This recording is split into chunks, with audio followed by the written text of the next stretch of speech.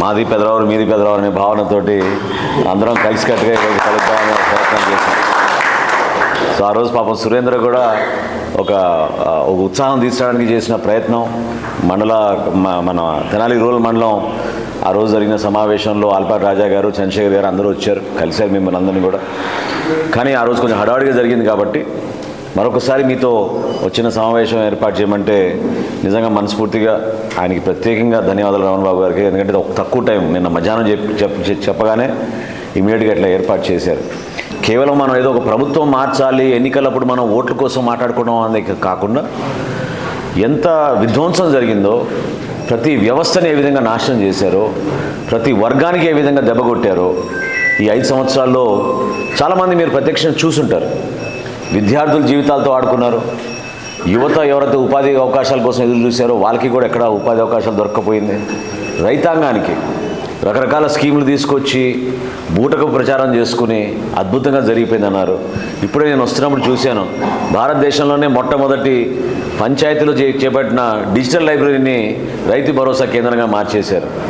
3,600 కోట్ల రూపాయలు పెట్టారు వీళ్ళు రైతు భరోసా కేంద్రాల కోసం.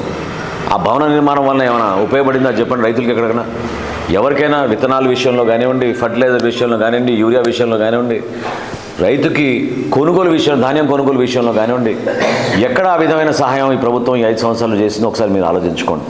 ప్రతి సందర్భంలో కూడా వీధిని ఎక్కి పోరాటం చేసినప్పుడే వీళ్ళలో కొంచెం మార్పు కనపడేది, లేకపోతే అది కూడా లేదు. స్పందించే మనస్తత్వమే లేదు. సంక్షేమం సంక్షేమం అంటున్నారు. ఎంతోమంది ఈరోజు మనం పాదయాత్ర చేస్తే చాలామంది పాపం పేదవారు ఇంకా ముందుకు వచ్చి అనేక కారణాల వల్ల వాళ్ళు తొలగిచ్చేశారు. మాకు రేషన్ కార్డు ఉన్నా కూడా మాకు పెన్షన్ రావడం లేదు, అమ్మ ఒడి వచ్చిందని చెప్పి కుటుంబంలో ఉన్న ముసలమ్మకి పాపం ఆమెకి పెన్షన్ తీసేస్తారు.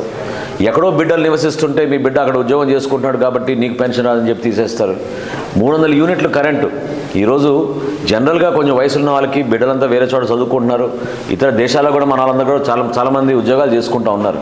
ఒక ఏసీ కొని పెడితే ఏసీ ఉందని చెప్పి పెన్షన్లు తీసేస్తున్నారు ఇళ్లలో.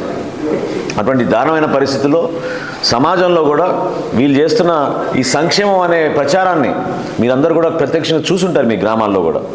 మనకి పెదరావూరులో ఇప్పుడే రమణ బాబు గారితో మాట్లాడుతున్నాను, అదే అన్నా నేను. ఏ విధంగా మనం 4 లేని రహదారి ఆ రోజు మొదలుపెట్టాము మీరు చూశారు. ఏ విధంగా ఒక క్వాలిటీతోటి, ఒక ఆలోచనతోటి కనీసం 50-60 సంవత్సరాల వరకు ఇక్కడున్న స్థానికంగా ప్రజానికానికి ఇబ్బంది కలగకుండా మంచి రహదారి నిర్మాణం చేయాలని ఎప్పుడు ఉన్న సమస్యని కాంక్రీట్ రిటైనింగ్ వాల్స్ కట్టుకుంటూ కాలువలకి మనం ఏ విధంగా ఆ రోజు ప్రారంభించామో అది ఆ రోజు నుంచి ఈరోజు అక్కడే ఆగిపోయింది. ఈ రోజు వరకు కనీసం ఆటో నగర్ వాళ్ళు తీసుకెళ్ళిపోయాం. విగ్రహాల నిర్మాణం చేస్తున్నారు, స్పీడ్ బ్రేకర్లు వేస్తున్నారు. ఇది వాళ్ళ అభివృద్ధి అంటే. అంతకన్నా చేసింది ఏం లేదు. కొత్తగా ఏదో కంపెనీ స్పాన్సర్ చేసిందని 2 ట్రాఫిక్ లైట్లు పెట్టారు. ట్రాఫిక్ లైట్ల వల్ల మనకి ట్రాఫిక్ సెట్ అవుతుందా? అయ్యే పరిస్థితి కాదు. మన రహదారులు విస్తరణ చేసుకోవాలి, ఒక ఆలోచనతో, ఒక ప్రణాళికతో మనం పని చేసుకోవాలి. ఈ రోజున ఈ వాస్తవాలు మనం అర్థం చేసుకోవాలి. దేనివల్ల అంటే సంపద సృష్టించలేదు, 10 మందికి సహాయం చేసే విధంగా వీళ్ళు పరిపాలించలేదు, అభివృద్ధి జరిగే విధంగా పరిపాలించలేదు. 68 కోట్ల రూపాయలతో ఆ రోజు నేను ఈ రోడ్డు శాంక్షన్ చేయించి క్యాబినెట్ నుంచి నిధులు కూడా తీసుకొచ్చి నేను ఇక్కడ పెడితే ఎందుకు అది పూర్తి చేసుకోలేకపోయారు చెప్పండి?